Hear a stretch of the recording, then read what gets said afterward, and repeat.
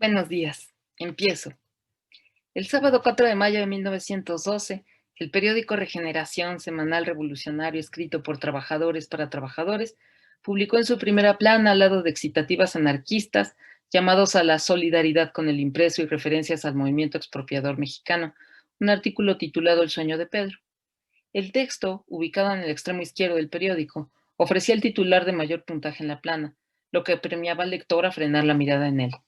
Pero no eran únicamente la posición privilegiada de la pieza ni el refuerzo tipográfico del que disfrutaba los únicos recursos que se imponían al lector. El espíritu del título, con un aire ficcional manifiesto, rendía espléndidamente su servicio. En efecto, una vez atentos al artículo, los lectores no sufrían una decepción. La sustancia ficcional surgía, cito, sentado en el dintel de la puerta de una humilde vivienda, Pedro, el recio y animoso jornalero, piensa. Acaba de leer Regeneración, que un obrero delgado, nervioso, de mirar inteligente le había regalado ayer cuando se retiraba a su domicilio. La pieza, firmada por Ricardo Flores Magón, oscila entre la idea general de vivir sin gobierno, nacida de la lectura del diario, y las derivas mentales de Pedro, sentado en el umbral de su casa, mientras transcurre el último día de abril, entre, cito, rosas que abren sus pétalos para que los bese el sol, gallinas atareadas que escarban la tierra en busca de lombrices, mientras los gallos galantísimos arrastran elegantemente el ala alrededor de ellas requiriéndolas de amores. El espectáculo animal le ofrece la clave a este obrero dubitante que terminará emprendiendo la marcha hacia donde los valientes se baten al grito de viva tierra y libertad. Este texto relativamente célebre está recogido, y esto me importa subrayarlo, en el archivo Flores Magón, en el apartado de cuentos y relatos. Lo inquietante de este caso y de otros que veremos adelante estriba en la evidente ficcionalización del discurso periodístico, en eso que María Terentí señala como el proceso discursivo que sufre la prensa desde su nacimiento, agudizado particularmente a lo largo del siglo XIX, en el que se trata lo real como ficción y no solo, pero sobre todo, en géneros periodísticos como la crónica, los faits divers, el relato de viajes y el reportaje e incluso la entrevista.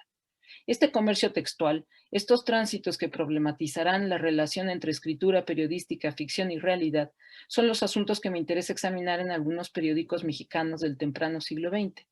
Pienso con Sara Monbert que el estudio de la ficcionalidad en la prensa contribuye a apreciar el camino del discurso periodístico hacia la información, al tiempo que permite percibir la entrada de la literatura en el registro estético de lo literario.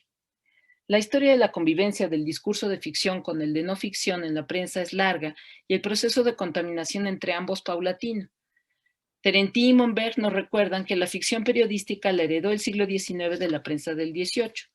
En el siglo XIX, el nacimiento de la novela de folletín, dispuesta a menudo en la base del periódico y disociada formalmente de los discursos verdaderos, referenciales, noticiosos, situados en la parte alta, provocó una alteración violenta de la sintaxis de la prensa.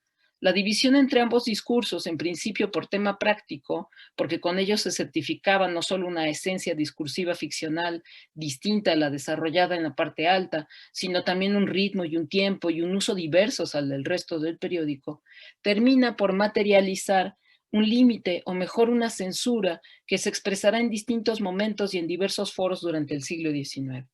Es verdad, además, que la prensa desarrolló un diseño relativamente estable entre impresos, compartimentados según los diferentes lectores a los que apelaba.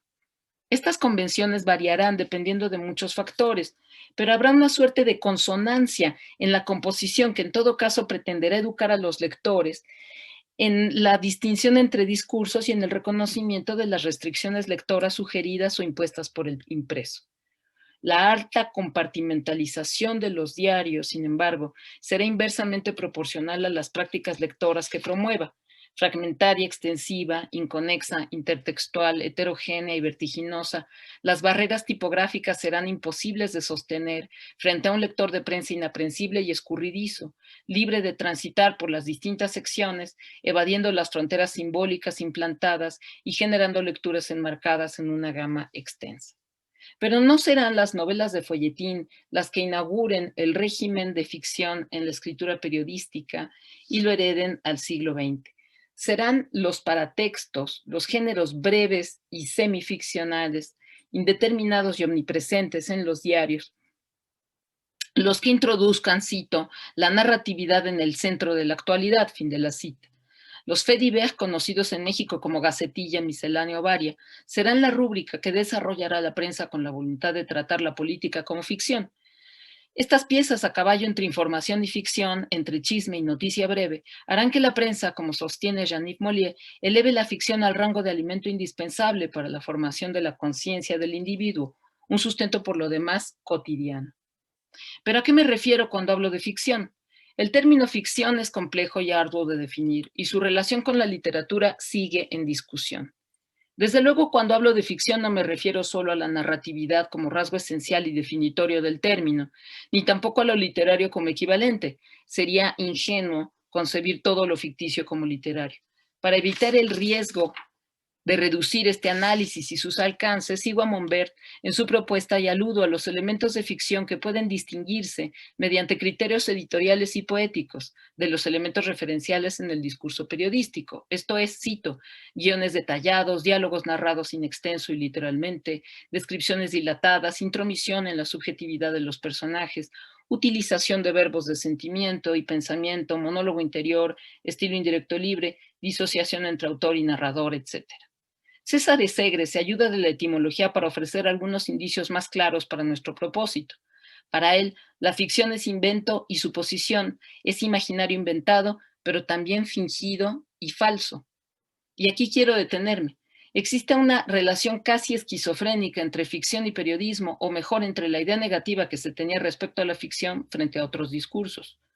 Contrarias por principio, en permanente disputa por legitimación y dominio, parece imposible que la prensa adoptara recursos de aquella para alimentar una escritura cuya primera exigencia era la verdad, cuyo alimento central era la información y cuyo objeto último era decir la realidad. Por un lado, la prensa era un arma potente, comprometida en la creación de estructuras políticas, pero además, y esto es fundamental, dueña de un discurso público sometido al mercado. Un medio que generaba una, cito, impresión decepcionante en el lector que desde los primeros tiempos lamentaba la falta de veracidad implícita en la naturaleza del novedoso discurso periodístico. Por otro lado, en diversos lugares de los periódicos se sostenía que la ficción apelaba más a las sensaciones y a los instintos y menos a la comprensión y al raciocinio, por lo que era común encontrar juicios relativos a la inutilidad y al perjuicio que provocaba su lectura.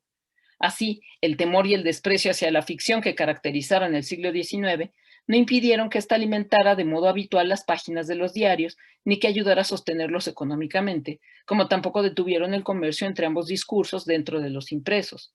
Los estados intermedios y ambiguos de ficción, como explica Terentí, que se desarrollaron en este periodo, permitieron aprovechar las cualidades entretenidas y heurísticas de la ficción, eludiendo al parecer las acusaciones de mentiras o de cuentos que sufría cotidianamente. Al mismo tiempo, la literatura comenzó a apelar a una poética referencial, histórica y noticiosa que sin duda complicó la discriminación lectora. No resulta entonces sorprendente, por ejemplo, encontrar que el 29 de septiembre de 1902, en el Tiempo Ilustrado, Juan García publique un texto situado en el semanario literario titulado La confesión de Alberto, historia que parece cuento, un texto por demás de corte admonitorio. Tampoco debería resultar extraño encontrar en este mismo impreso, 8 años más tarde, una pieza titulada Modos de vivir originales, en la que se enumeraban oficios extraños. Se trata de un texto que no es crónica, ni cuento, ni noticia, ni artículo, que carece de atribución, se localiza en la sección de variedades y principia con este párrafo. Se ha citado recientemente en los periódicos el caso de un sujeto que ha sabido crearse una posición, si no muy remuneradora, inédita, y que no carece de gracia, la de profesor de circulación. Y tras describir al autor la curiosa ocupación, finaliza diciendo: quizás haya en todo esto algo de ficción, pues no ha podido descubrirse el paradero y las señas de este sabio original. Por último, tampoco debería chocar la aparición de anuncios en forma de relatos o todavía mejor con aspecto de noticia, porque el juego se establecía en los dos sentidos, en que se incluía la carta testimonio de algún cliente satisfecho, como en el del compuesto vegetal de la señora Lydia Eppingham, aparecido en El Pueblo el 25 de mayo de 1917, en que se ofrecía, tras una breve disertación sobre lo agotador del trabajo de las mujeres, una carta a modo de prueba de eficacia de una usuaria feliz, la señora Anna Hansen, quien relataba su experiencia particular con el tónico. La carta, que se suponía espontánea, contenía una frase final que se asemejaba más a un eslogan publicitario que a un saludo desinteresado. Estas medicinas hacen esposas y madres felices, concluía Hansen. Los ejemplos citados, que surgen de una lectura extensiva de la prensa del periodo, aparecen sin mucha dificultad, lo que supone una práctica común del primer siglo XX. También es manifiesto que la noticia en tiempo real, breve, referencial y ajena a cualquier rasgo de ficción, proveniente de los primeros servicios de agencia, empieza a colonizar las páginas de los diarios, particularmente desde 1896, tras el nacimiento del Imparcial, considerado el primer periódico industrial y de bajo precio del país. En los casos desarrollados antes, me interesan tres rasgos destacables en términos de una suerte de recelo aprovechamiento de la ficción. Primero, el relato con cualidades literarias que quiere pasar por no ficción. Una historia que parece cuento y que es en efecto un cuento. Segundo, una noticia curiosa sin atribución y sin asignación genérica, con gestos discursivos referenciales e intertextuales, habla de compartir esta nota con otros periódicos, que desea permanecer en la vaguedad que le otorga la ficción. Por último, la publicidad en forma de artículo que aprovecha las ambigüedades discursivas de la prensa para introducir este nuevo híbrido entre anuncio, noticia y relato. La política editorial del periódico les asigna una posición, pero los rasgos de ficción y de no ficción que estos textos brindan a sus lectores, aunados a la porosidad en tres secciones, contrasta con la naturaleza indicial de su materialidad. En el primer siglo XX, no hay índices estables en los diarios que permitan afirmar que los lectores distinguían el estatuto textual de las piezas que les ofrecían. No son suficientes la presencia o ausencia de firma, ni el lugar que ocupa la pieza en el periódico, como tampoco la composición tipográfica de las páginas. Veamos, por ejemplo, un caso más. El 8 de marzo de 1912, El Mañana, en una columna titulada Asuntos Breves, que apareció sin atribución, reitera desde otro lugar y en otro tono el mismo juicio negativo a propósito de la presidencia de Francisco I. Madero, que se desarrolla ampliamente en su primera plana en la forma de un editorial. Así, en la tercera página, por medio de textos escuetos con títulos de corte gacetillero como Una leccioncita, pobrecito, no se vale, censura a Madero y a su gabinete en casi todas sus decisiones y acciones de gobierno, con un estilo, si se quiere, trivial, con piezas cortas, fragmentarias, inconexas y por ello muy atractivas.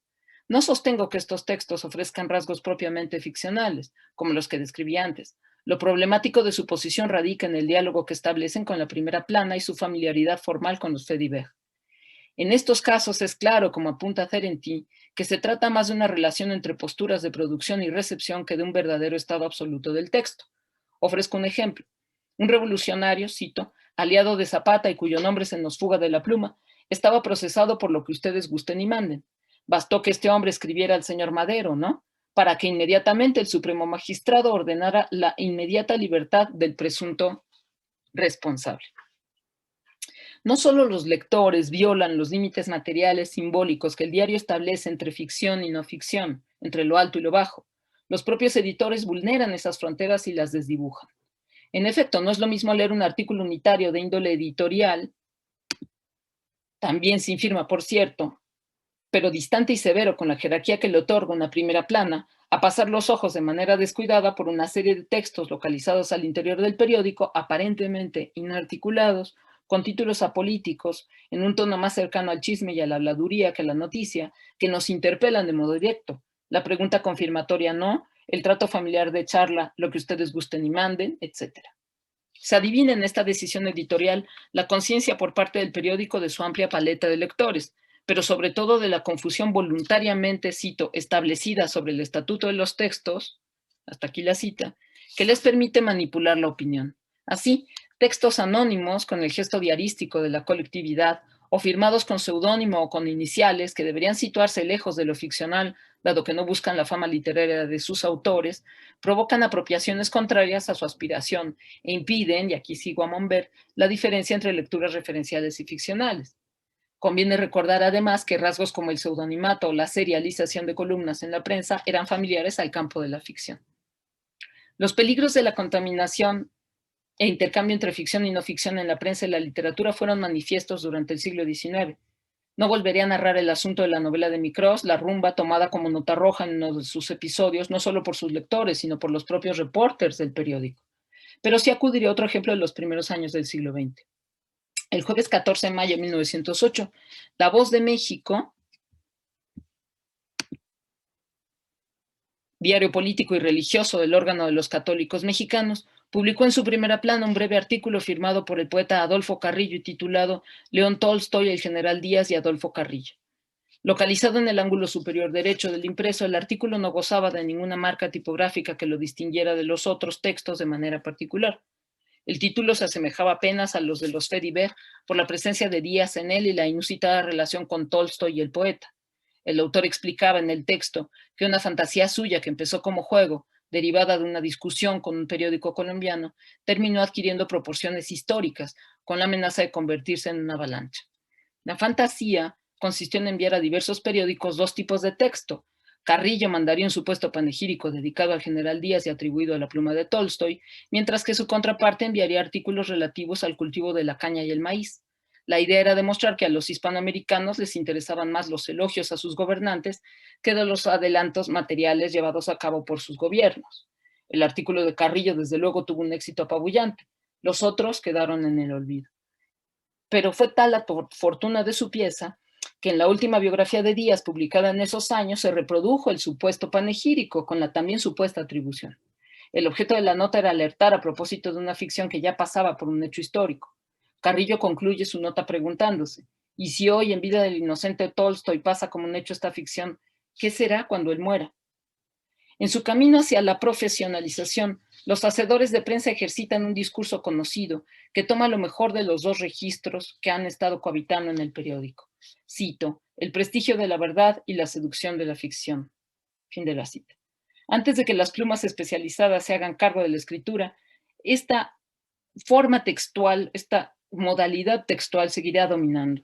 Con Monbert y Terentí, sostengo que la prensa propone un modelo de realidad con lo que promueve una suerte de autorreferencialidad a un universo imaginario periodístico que se sostiene en el diálogo intertextual entre impresos, resultado de la convivencia de lo referencial con lo ficcional y de la confrontación generalizada de discursos y posturas impuestos a sus lectores por el diseño de los diarios.